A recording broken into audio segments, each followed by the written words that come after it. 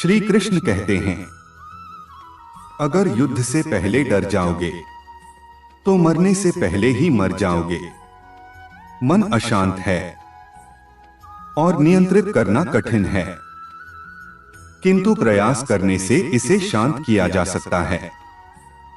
जो मान और सम्मान में सम है, मित्र और बेरी के पक्ष में भी सम है, वह पुरुष गुणातीत कहा जाता है।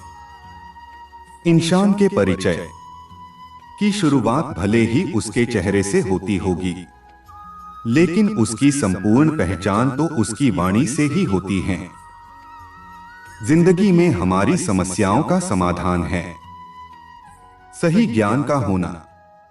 हमारे भविष्य का आधार आज के यथार्थ लिए गए निर्णय पर निर्भर करता है। इंसान की सोच ही उसकी सबसे बड़ी पहचान है, वरना दुनिया में एक नाम के अनेक इंसान हैं। धर्म से भरा हृदय धर्म का परामर्श देता है और अधर्म से भरा हृदय अधर्म का परामर्श देता है। प्रेम सदैव माफी मांगना पसंद करता है और अहंकार सदैव माफी सुनना पसंद करता है। परिवर्तन जरूरी है, इसीलिए जो गया वह सपना है और जो पास है वह अपना है। निर्बलता अवश्य ईश्वर देता है, परंतु मर्यादा मनुष्य का मन खुद निर्माण करता है। राधे राधे बोलकर हर लेते हो सबकी पीड़ा, शायद इसीलिए तेरे प्रेम में दीवानी हुई मीरा। इंसान इसलिए दुखी नहीं है कि वह ईश्वर को नहीं मानता, इंसान इसलिए दुखी है क्योंकि वह ईश्वर की नहीं मानता। जिसमें प्रेम हो वह हर रिश्ता एक बंधन है, वरना यूं ही नहीं राधे के साथ देवकी नंदन है। रिश्तों में अपेक्षा ही कमजोर बनाती है। अपेक्षा तो स्वयं मस्तिष्क में जन्म लेती है। व्यक्तित्व को बदलने से मन का विकार नहीं निकलता, इसलिए यदि कुछ बदलना है तो कर्म बदलो, विचार बदलो। संदेह की स्याही से संबंध के पृष्ठ पर कभी शुभ अंकित नहीं होता, इसलिए अपने मन के विचार और संबंधों का आधार दोनों ही शुभ रखें। गति के लिए चरणों पर ध्यान देना आवश्यक है, किंतु प्रगति के लिए सदैव आचरण पर ही ध्यान देना चाहिए। बाबा तेरे अलावा कौन देगा सुकून मेरी रोती हुई आंखों को, किसको देखूं कि नींद आ जाए। हर शख्स अपनी जगह सही है, कमियां और बुराइयां बेतुकी बातें हैं, मुझे नहीं किसी और को पाने की तृष्णा। मेरे गुरु मेरे आराध्य हो आप श्री कृष्णा, किससे कब और कितना बोलना है। अगर तुमने यह समझ लिया तो तुम अपनी जिंदगी के सार्थक बन चुके हो। जो आपके पास है, आपका संसार है, उसमें खुश रहना सीखिए, क्योंकि भले ही आप मानते हो कि आप संसार के लिए कुछ नहीं, पर कुछ लोगों के लिए आप पूरा संसार है। हद से ज्यादा सीधा साधा होना भी ठीक नहीं, क्योंकि जंगल में सबसे पहले सीधे पेड़ों को काटा जाता है। मुझे क्या परवाह जमाना क्या कहता है, मुझे ये पता है कि कान्हा मुझे अपना कहता है। आत्मा का अंतिम लक्ष्य परमात्मा में मिल जाना होता है, जिसे तुम अपना समझकर मग्न हो रहे हो। बस यही प्रसन्नता तुम्हारे दुखों का कारण है।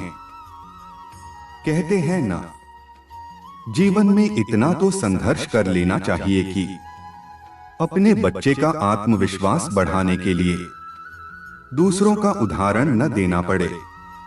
कोशिश की जाए तो अपने अशांत मन को आसानी से नियंत्रित किया जा सकता है।